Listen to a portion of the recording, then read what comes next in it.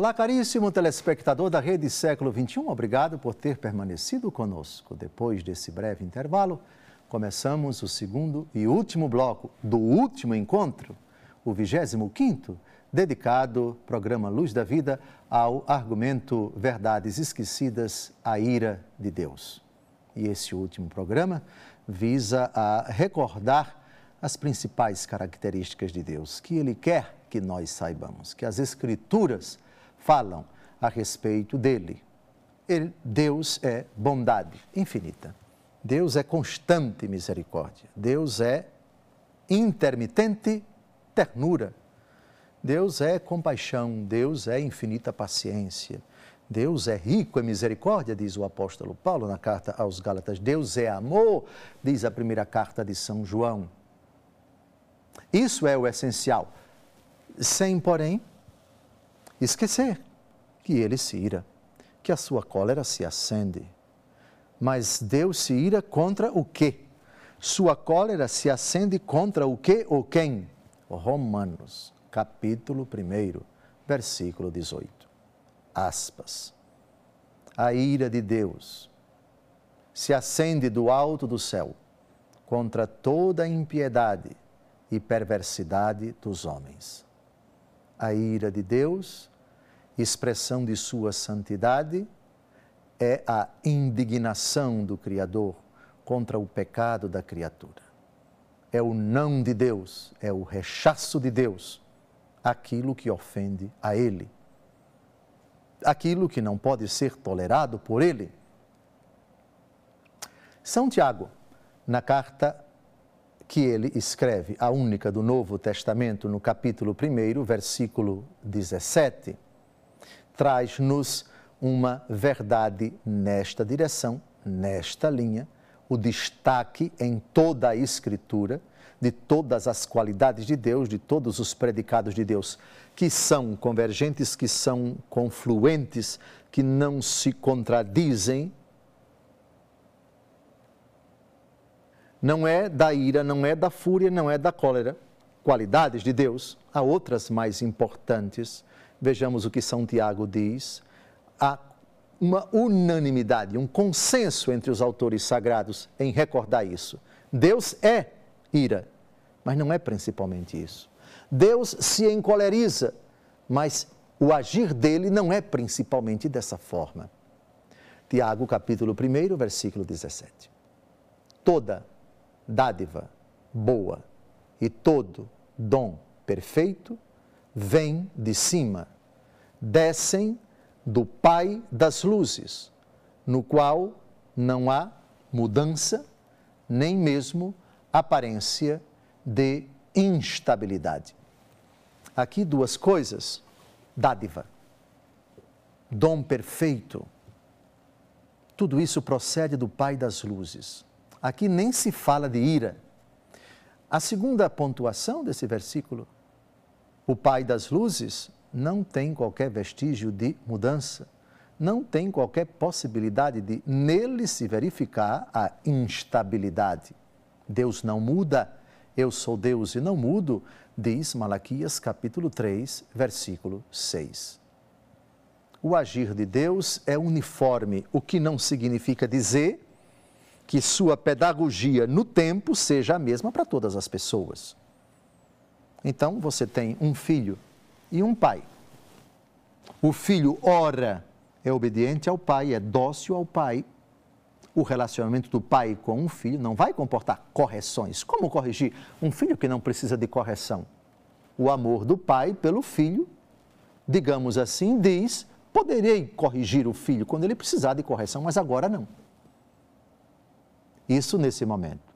Depois de um certo tempo, esse mesmo filho, que outrora nada trazia de constrangimento, de tristeza para o pai, agora é rebelde, é recalcitrante, é desobediente, envereda por não ouvir a voz do pai, por não acatar as suas ordens e começa a praticar coisas indevidas, indecentes, e o pai considera que esse é o momento de manifestar o amor ao filho de uma outra forma, com um outro semblante, cerceando determinadas coisas do filho, punindo o filho, corrigindo o filho por amor. Guardadas as devidas proporções, esse é o agir de Deus em quem não há mudança, em quem não há vestígio de instabilidade. Assim, a misericórdia de Deus, pontualmente, é um dom, que procede do Pai, e a correção, chamada de ira, de cólera, também é um dom, também é uma dádiva. O Pai que ama é dadivoso, é bondoso, é misericordioso, tanto quando corrige, quando não corrige. E nisso não há absolutamente contradição. O Pai é o mesmo, o sentimento dele pelo Filho é o mesmo. Ocorre que são duas situações diversas, que exigem pedagogias diversas ou manifestações diversas do único amor.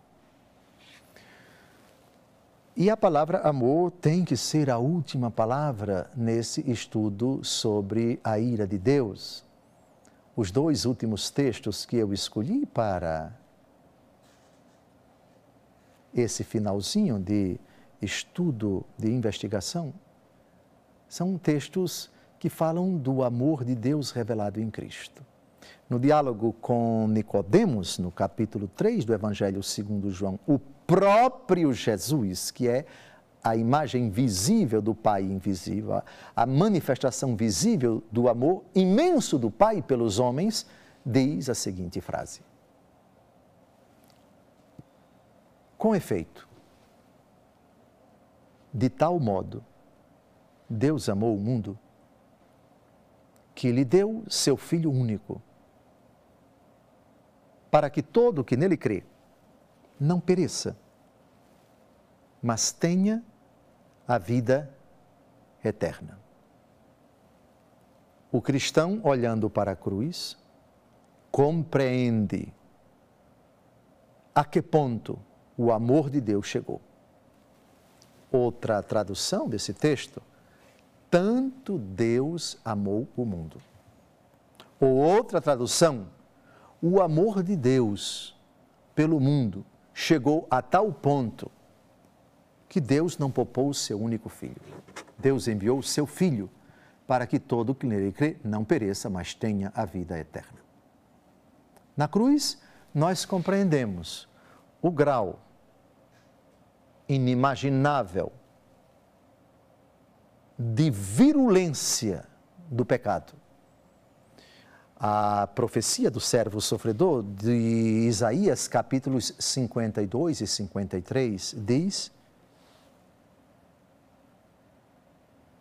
que Jesus morreu pelos nossos pecados.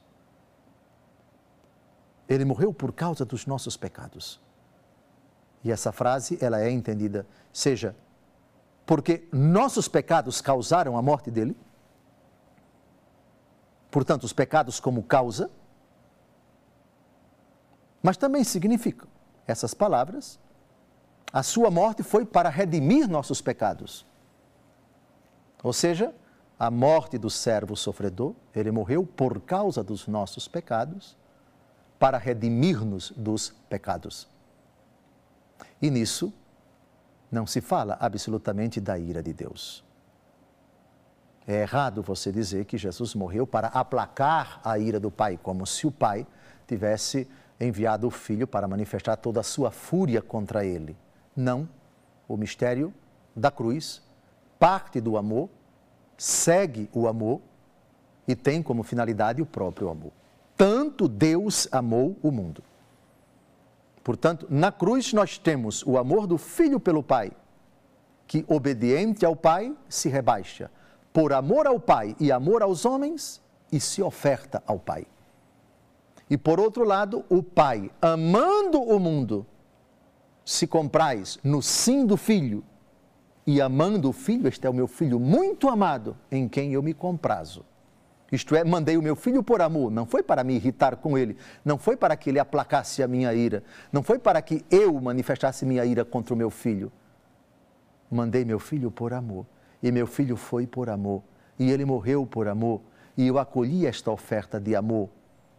Amor do Filho pelo Pai, obedecendo, amor do Pai pelo Filho, permitindo que o Filho viesse, e amor de ambos pela humanidade, objeto do amor de Deus, que tanto nos amou, que enviou o seu Filho para que ninguém perecesse, mas tivesse a vida eterna. Outro texto que não pode deixar de ser citado é o começo do capítulo 13 do Evangelho segundo João. Aqui não é Jesus que fala, mas é o próprio evangelista, o discípulo que Jesus amava, que diz essa realidade tão bonita. Vejamos. Antes da festa da Páscoa, sabendo Jesus que chegara a sua hora de passar deste mundo ao Pai, como amasse os seus que estavam no mundo, até o extremo os amou. Até o extremo.